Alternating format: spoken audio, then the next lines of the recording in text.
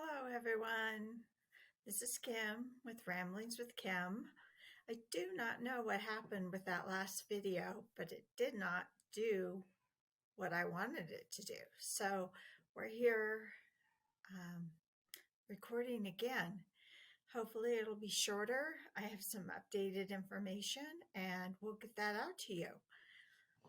First of all, there are three inexpensive hotel like options that I want to give to you, particularly for Americans who might not understand what it's like to travel overseas, particularly if you have small children. Um, we used Formula One, and now they're called F1. They're part of the Accor hotel system, and they're kind of the bottom of the rung.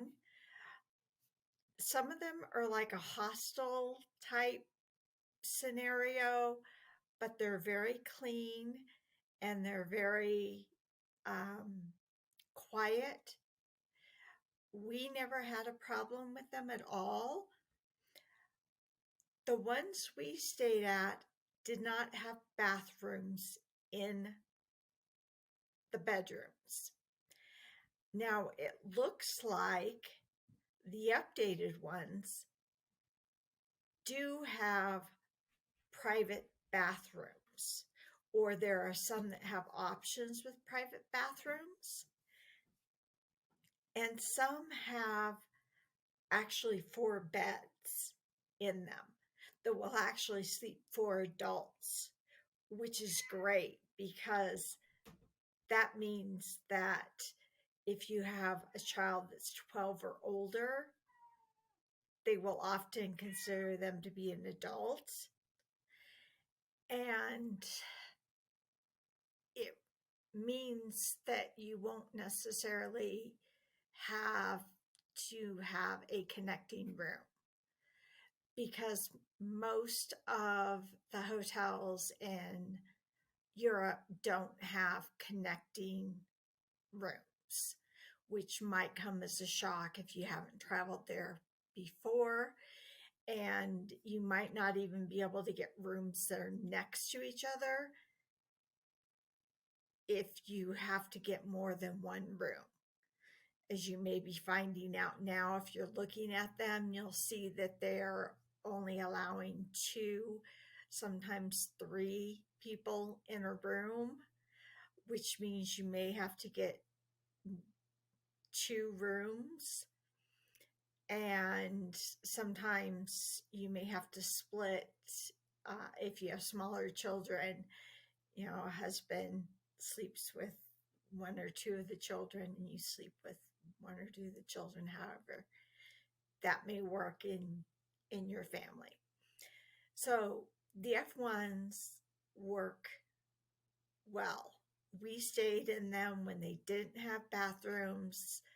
I had young children. I was traveling by myself. My youngest is autistic.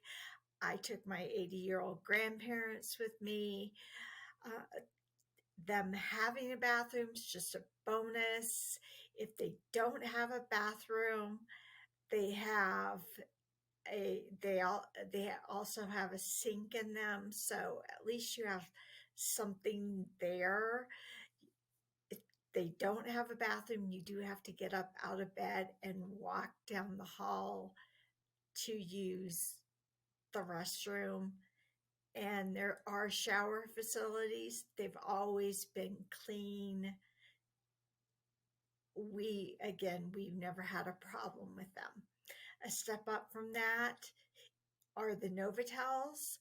They're set up in the same type of setting, except that we were able to get connecting rooms for them, and they always had bathrooms. Now, what I've noticed is that some of the secondary bookers that aren't affiliated with the hospitality packages or the tour packages are snapping up blocks of hotel rooms. And some of those are the Bs, the Novotels, the Mercurs. I haven't seen them with the Sofitels yet. Sofitels are a favorite of mine. They're generally a 4-star, sometimes a 5-star hotel that originated overseas. And obviously, they're more expensive, but they're generally less expensive than someplace like the Ritz or the Four Seasons, something along those lines. And you have more comforts if you stay in a Sofitel. But that, of course, is just my personal preference. Now, we're going to have a couple of rooms on this trip, and because it is an Olympics, it's going to bump it up quite a bit. We will not be staying in a Sofitel, obviously, for obvious reasons. Lucky you for those that can. Those types of hotels are probably going to be booked out to the Olympic committees and dignitaries that are going to be going there and using up their, the money that they're making from the broadcasting. But if you can wait, your time out to get to a Novotel, because I think they're booking 6 months out, that's an option. That's a really good option. Now, another one is, I always call it the poor man's Club Med, because generally Europe goes on vacation for August and September. And that's why I wrote on a Facebook chat group about Disneyland Paris that it was going to be busy. It was going to be busy regardless of whether or not the Olympics were there. It was going to be busy because the continent takes off and goes on vacation regardless of what else is going on. Now, that doesn't mean they take off and all go to Disneyland Paris, but we went to Paris in August one time, and Paris was pretty empty. There were a lot of Americans there. Disneyland Paris was a friggin' madhouse. And it just happened to be a heat wave. And in Paris, they actually turned on the fire hydrants because it was so hot. So you could walk through the water. Disneyland Paris, no, not at all. And it was wall to wall people. Lines were so long, and it was hot. I have been checking the hotels around Disneyland Paris that aren't affiliated with Disneyland Paris. They appear to be booked already. So almost your best bet is to stay in Paris and take the train, the RER out to Disneyland, or wait until their affiliated hotels open up. And I think that's about 6 months out as well. Yes, and it's probably going to be expensive. So back to the Poor Man's Club Med. I don't even know how I stumbled upon this. I think I was at an MWR, which is morale, welfare, something or other for military members. and I must have picked up a brochure. At the time, the site was only in French. Now it's in several different languages.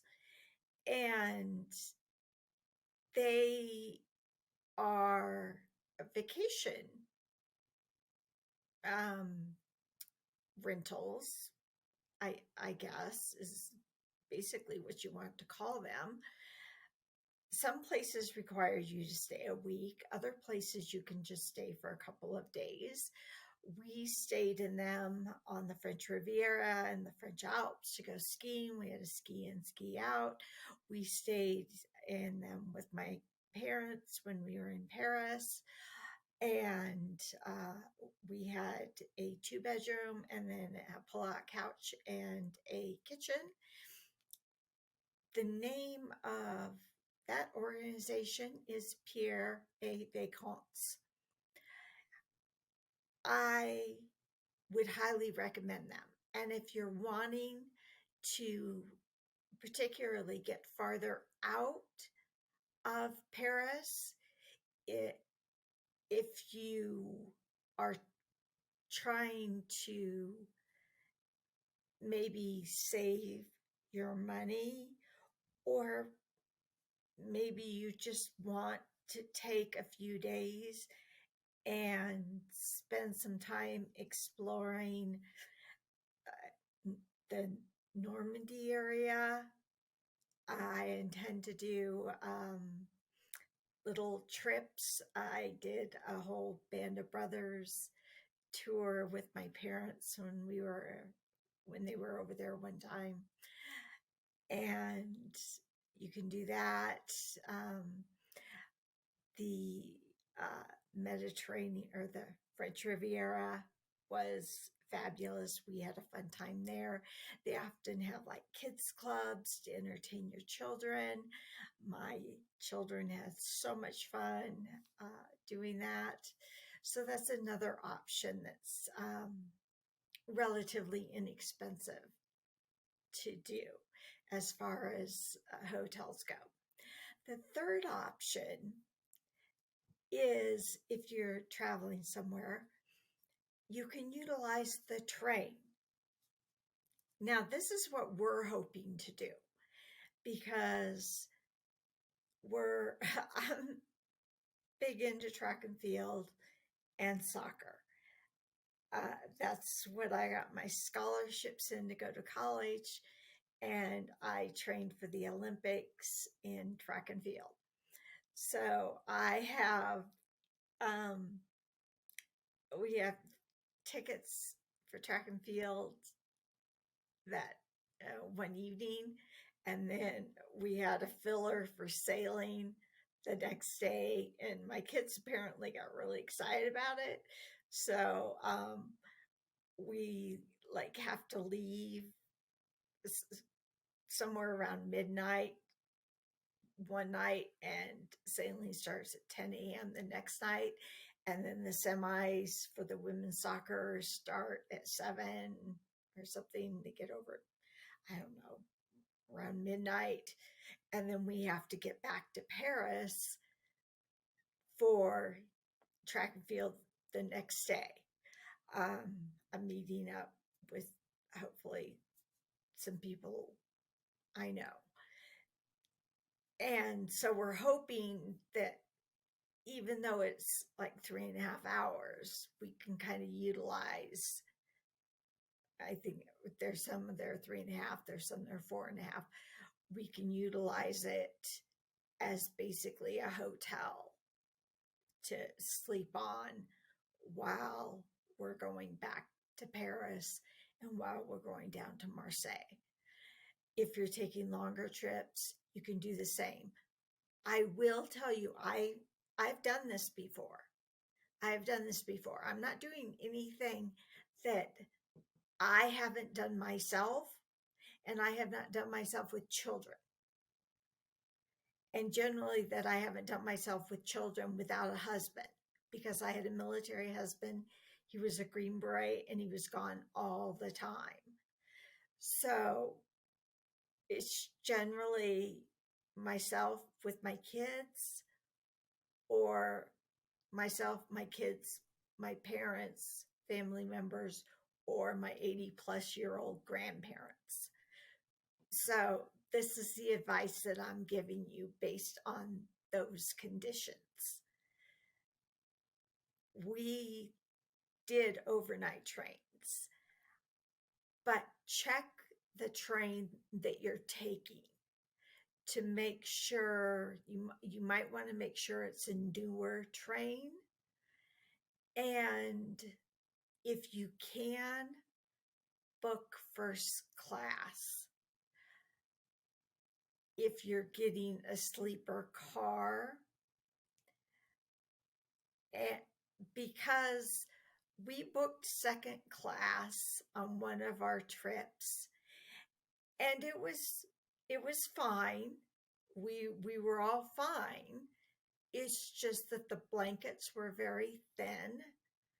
The pillow was virtually non-existent, and we were going over the Swiss Alps and we nearly froze. It was bad because we were going from München to Venice, and yeah, we did not plan that out at all. So we learned our lesson, and from there on out, we learned to check trains and make sure that they were at least hopefully a newer train, or at least be prepared for the conditions if we had some kind of blanket or something. At the time, though, we literally had backpacks. I mean, we were literally backpacking. Our adventures were insane. So those are 3 options. I will keep you updated. I have been going around Paris and checking hotels to see if any are available. Right now, I have only found 1. So, and I'm a little suspicious about that one because they've had the same 2 rooms available. So I hesitate to give anybody the name of that hotel. Yeah. I'm not sure what's going to happen. It's kind of like, Athens in 2004, and that makes me a little nervous. So we're going to hope for the best. Although we do have reservations already, but there are some Airbnbs that are available. I guess it depends on what your definition of reasonable is. But you might want to try the F1 and the Novotel if you're willing to wait until that time, because we had to pay for our hotel already. It's non-refundable. We cannot cancel it for any reason whatsoever. So if you are willing to take that gamble, then go for it. It will be worth it if you can do that. And I don't think there's going to be a whole lot of dignitaries that are going to want to be staying at the F1s. So maybe get everyone you know to get on their computer the minute that clock turns and be ready to book those hotels and go for it. So that's the advice that I have for you now. And as soon as I can, I'll have um, some more advice on, I guess, getting around Paris, what you should do, what touristy things are good to know, and where you should and shouldn't spend your time. And then we'll start working out from there. Day trips.